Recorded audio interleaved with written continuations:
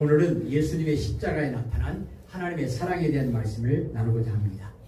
기운이 많이 힘들면 이야기하고 가셔도 되겠네요. 힘든데 또 찬양 예배 간절히 해주셔서 감사합니다. 오늘 이 시간에는 예수님과 교회, 예수님과 우리 사이의 관계 속에서 특별히 예수님의 십자가의 의미를 생각해 보려고 합니다. 크게 네 가지를 생각할 수 있습니다. 예수님의 십자가는 희생의 그런 십자가입니다. 우리를 대신해서 목숨을 희생하신 거죠. 가장 귀한 것을 희생한 겁니다. 두 번째는 사탄에게 완전한 승리를 우리에게 보여주는 것이 예수님의 십자가의 의미입니다. 그리고 예수님의 십자가는 우리의 모든 죄를 하나님께서 용서해 주셨다라고 하는 하나님의 사랑에 대한 확증입니다. 그리고 예수님의 십자가는 그 십자가의 그 길만이 우리에게 참된 진리의 길이고 생명의 길이라고 하는 것을 보여주고 우리도 예수님을 따라 그 길을 걸어갈 수 있도록 우리를 예수님의 십자가의 길로 초청하는 의미가 있습니다. 우리가 읽었던 시편 22편의 내용은 예수님께서 이 땅에 오시기 수백년, 수천 년 전에 하나님께서 다윗을 통해서 예수님이 이 땅에 오셔서 고난당하실 모습을 미리 예언하면서 세밀하게 묘사하고 있습니다. 1절에 보시면 내 하나님이여 내 하나님이여 어찌 나를 버리셨나이까. 이거 예수님께서 십자가에서 엘리 엘리 라마 사박다니 그거잖아요. 어찌하여 나를 버리셨나이까. 그러니까 이 고백은, 이 말씀은 예수님께서 십자가에서 탄식하신 말씀을 미리 시편에서 예언하고 있는 것입니다. 7절을 보십시다. 나를 보는 자는 다 나를 비웃으며 입술을 비축거리고 머리를 흔들며 말하되. 이것은 예수님께서 십자가에서 죽으실 때 제사장들과 백성들이 주님을 쳐다보면서 조롱했던 그런 모습과 같습니다. 그리고 14절입니다. 읽을까요? 나는 물같이 쏟아졌으며 내 모든 뼈는 어그러졌으며 내 마음은 밀랍 같아서 내 속에서 녹았으며 15절에 내 힘이 말라 질그릇 조각 같고 내 혀가 입천장에 붙었나이다. 주께서도 나를 죽음의 진토 속에 두셨나이다. 아멘. 이것은 예수님께서 십자가에서 물과 피를 다 쏟으시면서 그 뼈가 깨져 어그러지는 이런 모습을 우리에게 보여주고 있습니다. 그리고 16절입니다. 개들이 나를 에워쌌으며 악한 무리가 나를 눌러 내 수족을 찔렀나이다.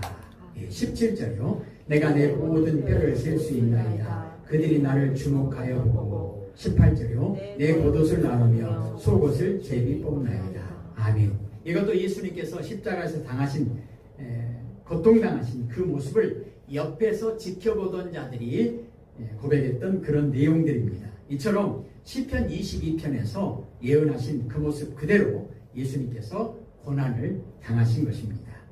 그러니까 예수님께서 이 땅에 오셔서 십자가에서 죽으신 것은 어쩌다 보니까 그냥 그렇게 된 것이 아니고 하나님의 작정과 예정 가운데, 섭리 가운데 이루어진 일이라는 것입니다. 그러니까 예수님이 당하신 고난, 특별히 십자가의 고난에는 하나님의 큰 뜻이 있다는 거예요. 엄청난 의미가 있다는 것입니다. 그게 뭐죠? 하나님의 위대하신 구원 계획이 예수님의 십자가를 통해서 나타났다는 겁니다. 그러면 오늘 이 시간에 한 7가지 정도 예수님의 십자가 속에 나타난 그 고난의 뜻, 의미가 무엇인가를 우리의 삶 가운데 적용해 보는데, 특별히 하나님의 은혜와 사랑에 대한 그런 측면으로 생각해 보도록 하겠습니다. 첫째로 예수님께서 이 땅에 오셔서 죽으신 십자가에는 어떤 의미가 있냐면 이 세상에 실상의 모습을 보여주고 있는 겁니다. 무슨 말입니까?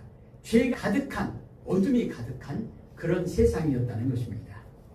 영광의 주님을 알아보지 못하고 오히려 예수님을 십자가에 못 박아 죽여버리는 그런 세상의 모습을 보여주고 있습니다. 마치 창세기 1장 2절에 흑암이 깊음 위에 있고 그것과 같습니다. 그런데 예수님께서 오신 것은, 예수님께서 십자가에서 죽으신 것은 어떤 의미가 있냐면 창세기 1장 3절에 빛이 있으라, 빛으로 임하신 거예요. 시편 1편과 2절에 보면 복 있는 사람, 복이 없는 사람 그렇게 나누어져 있죠. 복이 없는 사람은 어떤 사람이죠? 악인들의 꾀를 따라가는 사람, 또 죄인들의 길에 서는 사람, 빈정되고 오만한 자들의 자리에 앉아있는 사람. 이것은 복 있는 사람의 길이 아닙니다. 그런데 수많은 사람들이 그것이 마치 복 있는 사람의 길이라고 생각하고 전부 다 그 길을 따라가는 거예요. 예수님께서 이 땅에 오셨을 때 상황이 그랬다는 겁니다. 그런데 예수님께서 오셔서 십자가에서 죽으신 것은 그 세상에 복이 무엇인지를 선포하신 거예요. 여호와의 말씀을 주야로 묵상하고 따르는도다. 예수님께서 십자가에서 죽으신 것은 하나님의 말씀에 죽기까지 순종하신 겁니다. 요한복음 1장 4절 5절에 보면 생명 되신 예수님의 빛이 사람들에게 오셔서 비추셨지만 어둠 속에 있는 사람들은 그 빛을 깨닫지 못했다. 보지도 못하고 알지도 못하고 영접하지도 못합니다. 결과는 뭐죠? 주님 그리스도가 되시는 예수님을 십자가에 못 박아 죽이는 겁니다. 십자가는 어둠과 저주의 땅에 빛이 임하신 것을 우리에게 보여줍니다. 우리는 그렇다면 지금 어느 편에 서 있습니까?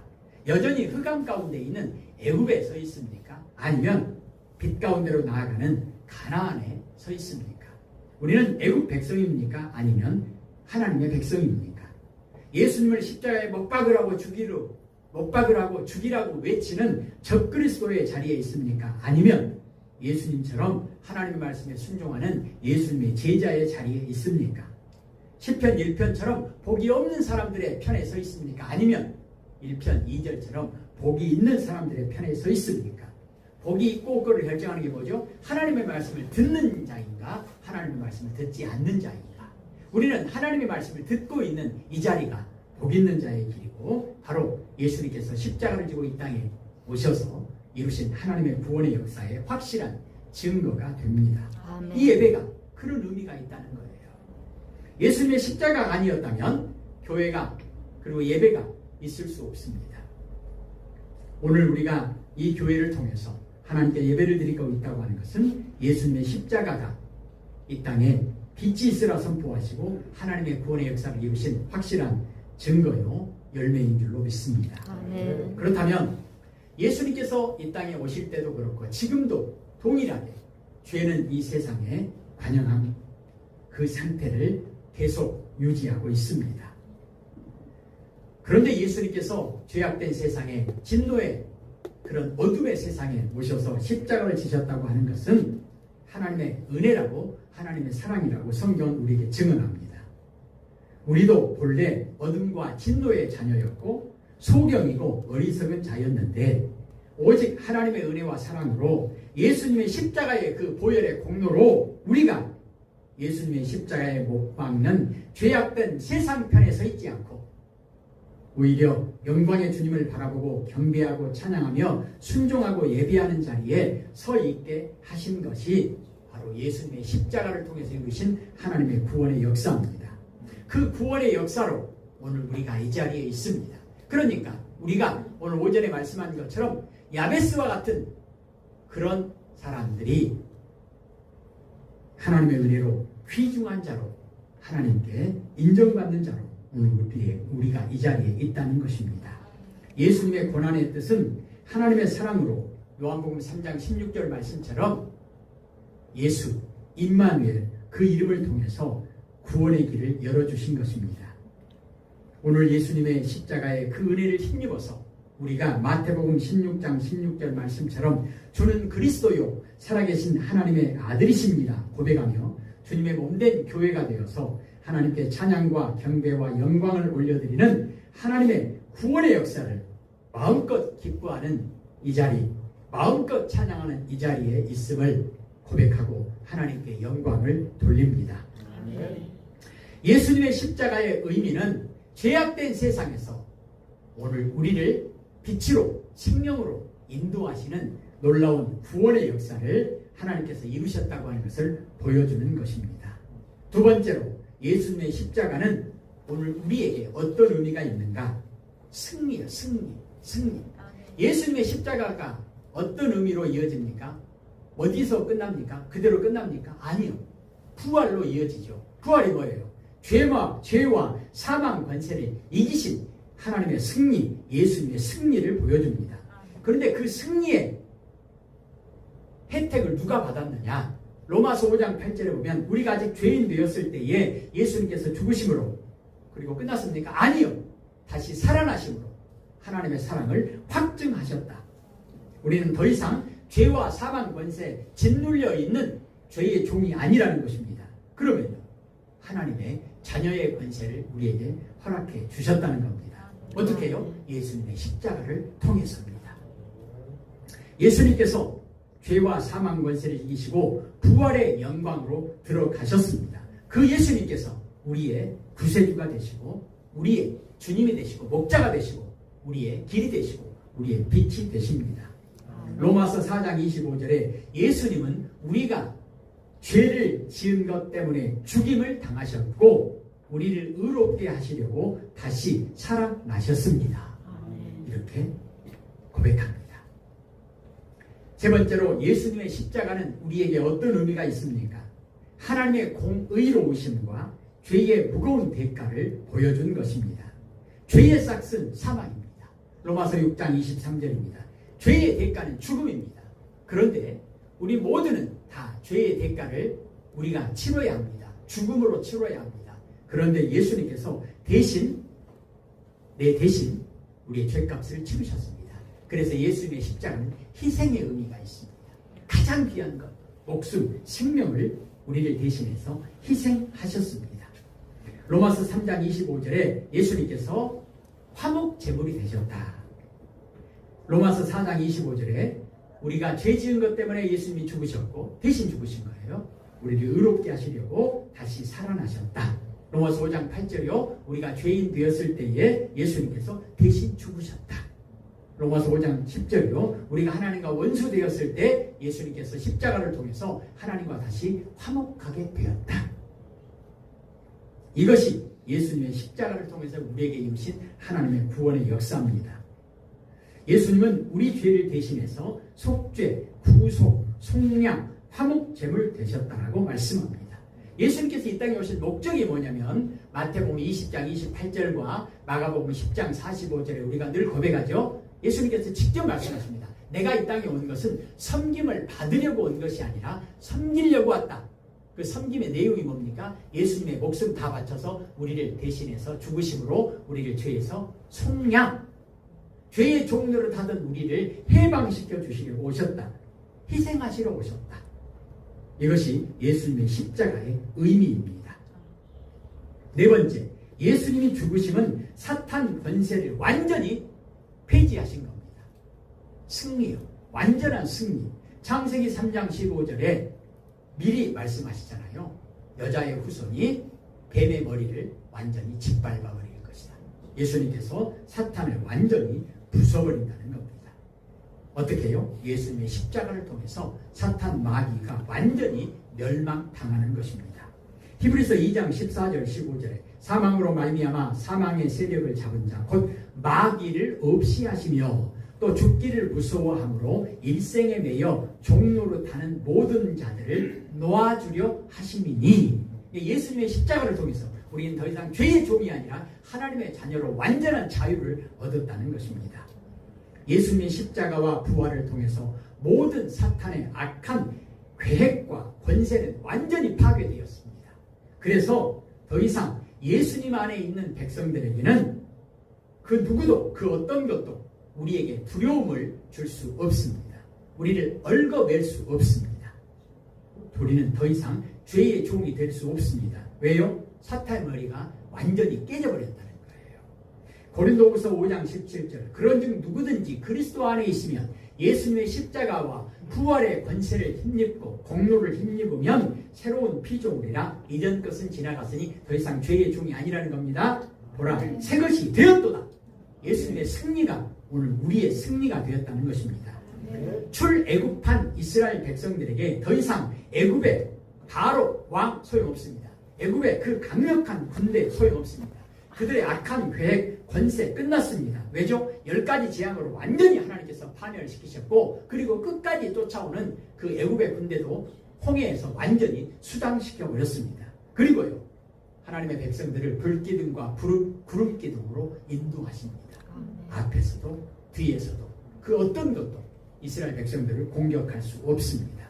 왜 이렇게 하셨느냐? 그것이 하나님의 사랑이다. 이렇게 성경은 우리에게 증언합니다. 그래서 예수님의 십자가에 들어있는 가장 중요한 것은 하나님의 사랑이에요. 모든 율법의 핵심도 하나님의 사랑이고 예수님의 십자가 안에 들어있는 가장 중요한 의미도 하나님의 사랑입니다. 다섯 번째, 예수님의 십자가를 통해서 예수님의 부활을 통해서 더 이상 죄값의 저주가 없어진 겁니다. 사탄도 완전히 파멸시키셨고 죄값의 저주도 하나님께서 완전히 해결하신 것입니다. 갈라디아서 3장 13절에 보면 그리스도께서 우리를 위하여 저주를 받은 바 되사, 예수님께서 모든 저주를 다 받아버렸다는 거예요. 율법의 저주에서 우리를 속량하셨으니 해방시켰다는 거예요. 완전히 해방시켰다는 거예요. 자유, 무죄. 요한복음 3장 16절. 왜 이런 일이 우리에게 이루어졌는가? 하나님이 세상을 이처럼 사랑하셨습니다. 독생자를 주셨으니 이는 그를 믿는 자마다, 예수님의 십자가와 부활을 의지하는 자마다 멸망하지 않고 영생을 얻게 하려 하심이라. 이제 예수님 안에 있는 교회와 성도에게는 우리가 고난받는다 할지라도, 시험을 받는다 할지라도 그 고난과 시험은 저주가 아닙니다. 오히려 하나님께 더 가까이 나아갈 수 있는, 더 큰 믿음을 소유하고 아름다운 믿음의 열매를 맺을 수 있는 축복의 통로가 된다는 거예요. 시편 50편 15절에 하나님께서 말씀하시고 약속하시잖아요. 환난 날에 나를 부르라. 내가 너를 건지리니 내가 나를 영화롭게 하리로다. 그러니까 환난이 우리에게 저주가 아니라, 저주는 깨졌다니까요. 가게 흐르는 저주, 그런 거 없어요. 저주는 완전히 깨졌습니다. 그리고 모든 시험과 고난도 환난도 오히려 축복의 통로가 되어서 그걸 통해서 하나님께 영광 돌리는 기회가 된다는 겁니다. 하나님께 가까이 하니 내게 복이라. 고난 때문에 하나님께 기도한다면, 하나님께 더 가까이 간다면 그 고난이 우리에게 복이 되고, 고난이 우리에게 하나님께 영광 돌리는 축복의 통로가 된다는 것입니다. 사도행전 16장 31절 말씀처럼 바울과 실라가 감옥에 갇혀서 고문을 당하고 내일 죽을지 모레 죽을지 모르는 그런 환난 가운데 처했지만, 오히려 그걸 통해서 저주가 아니라 오히려 하나님께 영광 돌리는 위대한 믿음의 고백을 남기잖아요. 주 예수를 믿으라. 그리하면 너와 내 집이 구원을 받으리라. 찬송과 기도로 응답받은 놀라운 하나님의 은혜를 고백합니다. 광야 40년 동안 이스라엘 백성들에게 임하신 하나님의 은혜가 무엇입니까? 아침마다 먹을 게 없습니다. 그런데 만나를 40년 동안 먹여주신 하나님, 메추라기를 보내주시는 하나님, 목이 말라 죽을 것 같은 사막에서도 반석에서 생수가 나오게 하시는 하나님, 구름 기둥과 불 기둥으로 낮에도 밤에도 지켜주시는 하나님, 매일매일이 매 순간순간마다 기적을, 하나님의 구원의 역사를 고백하는 그 모든 이스라엘 백성들, 모든 저주가 다 끊어졌고 이 세상에서 당하는 모든 고난과 질병과 환난과 고통과 한숨과 눈물과 그 어떤 것도 기도하는 자에게, 하나님의 이름을 부르는 자에게, 예수님의 이름을 부르는 자에게 오히려 저주가 아니라 오히려 축복이 되었다는 것입니다. 아멘. 이 일이 어떻게 이루어졌는가? 그것이 바로 하나님의 위대한 구원의 계획, 하나님의 은혜와 사랑, 예수님의 십자가와 부활을 통해서 우리에게 허락되어진 은혜입니다. 오늘 저는 그런 생각을 잠깐 했어요. 이제 교회 그 파란 차, 색깔만 스포츠카인 아반떼가 불러다니잖아요. 근데 가스차가 처음에는 연비가 좀 좋은데 갈수록 연비가 떨어지더라고요. 가스비도 막 올라가고. 그런데 타다 보면 금방 가스가 떨어져요. 한 4만 원어치, 4만 2천 원어치 넣으면 금방 떨어지는 거예요. 그런데 이제 가스를 넣어야 되잖아요. 근데 좀 부담이 돼요. 뭐 며칠 지나면 없어져 버려요. 그럼 또 4만 원 어디서 날 거예요. 이제 가스를 넣어야지 차가 굴러갈 건데 자전거 타고 다닐 수도 없고 뛰어다닐 수도 없고.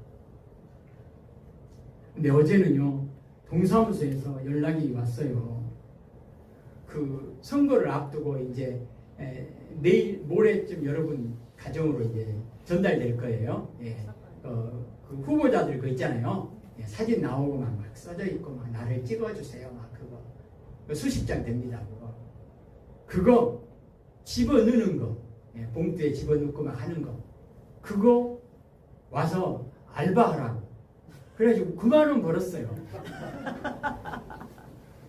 이제 9만 원 벌었으니까 그걸로 이제 한 두세 번 이제 또 가스 넣고 또 열심히 다녀야 되겠죠. 저에게는요 너무 감사한 거예요. 하나님, 내가 가스비 걱정하는 거 아시고 뭐 국가에서 나오는 거 그거요. 그 가스 안 넣고 다른 데 써야 돼요. 예. 하나님, 이렇게 또 9만 원을 주셔서 두 번 또 가스를 넣게 하십니까? 모든 것이 하나님의 은혜인데 이런 작은 일뿐만 아니라 큰 일이 뭐죠? 죽고 사는 문제 아닙니까? 죽는 것으로 끝납니까? 아니잖아요. 영원한 내세가 있다라고 말씀하잖아요. 천국과 지옥이 있다라고 말씀하시잖아요. 그런데 지옥을 갈 확실한 우리에게, 지옥 백성 진노의 자녀인 우리에게 완전히 그 문제를 완전히 해결하시고 지옥이 아니라 형벌이 아니라 하나님의 나라 천국과 하나님의 자녀의 권세를 약속하시는 이 놀라운 구원의 역사가 왜 우리에게 이루어졌는가? 바로 예수님의 십자가를 통해서 그것이 우리에게 허락되어졌다는 것입니다. 그리고 예수님의 십자가의 의미는 뭐냐면 대표성의 원리입니다. 내 대신 예수님이 죽으시고 그것을 내가 죽은 걸로 쳐준다는 거예요. 칭의예요. 하나님이 우리를 의롭다고 칭해 주시는 거예요. 예수님의 의로운 옷을 우리를 덧입혀 주시는 거예요. 갈라디아서 2장 20절에 이것을 깨달은 고백입니다. 내가 그리스도와 함께 십자가에서 죽었습니다. 이제는 내가 사는 것이 아니라 내 안에 계신 그리스도께서 사시는 것입니다. 지금 내가 내 몸 안에 사는 것은 나를 사랑하셔서 나를 구원하시려고 자기 몸을 바치신 그 아들을 믿는 믿음으로 사는 것입니다. 예수님을 의지하고 사는 것입니다. 우리가 예수님을 의지하기만 하면 예수님이 우리 대신 죽으신 그 죽으심을 대신 쳐준다는 거예요. 내가 죄값을 치른 것으로 쳐준다는 거예요. 그래서 예수님의 십자가는 내가 죄에 대해서 죽었다. 그리고 예수님 부활하신 것은 내가 다시 살았다. 그런 의미가 있는 거예요. 로마서 6장 2절에 죄에 대하여 죽은 우리가 어떻게 죄 가운데 살 수 있겠습니까? 로마서 6장 4절 그리스도께서 아버지의 영광으로 죽은 자들 가운데서 살아나신 것처럼 우리에게도 새 생명 가운데서 살기 위함입니다.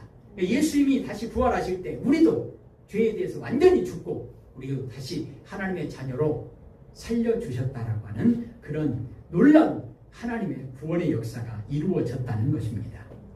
로마서 6장 5절에 우리가 그리스도와 연합하여 그분의 죽음에 참여하였다면 그분과 연합하여 그분의 부활에도 참여할 것이 확실합니다. 그렇게 말씀합니다. 그렇다면 우리에게 중요한 것은 무엇입니까? 우리는 예수님의 이름을 부르는 겁니다. 십자가를 지시고 부활하신 그 예수님의 이름을 부르는 것입니다. 예수님의 이름을 부르고 예수님을 의지하는 자에게 하나님께서 약속하신 것이 있죠. 하나님 자녀의 권세를 주시겠다는 겁니다. 하나님의 자녀가 되면 하나님이 아버지니까 아버지 집에 자녀가 마음대로 가잖아요. 어떻게 되겠어요? 우리는 천국 백성이 되는 겁니다. 사랑하는 성도 여러분, 그리고 예수님의 십자가는 어떤 의미가 있는가?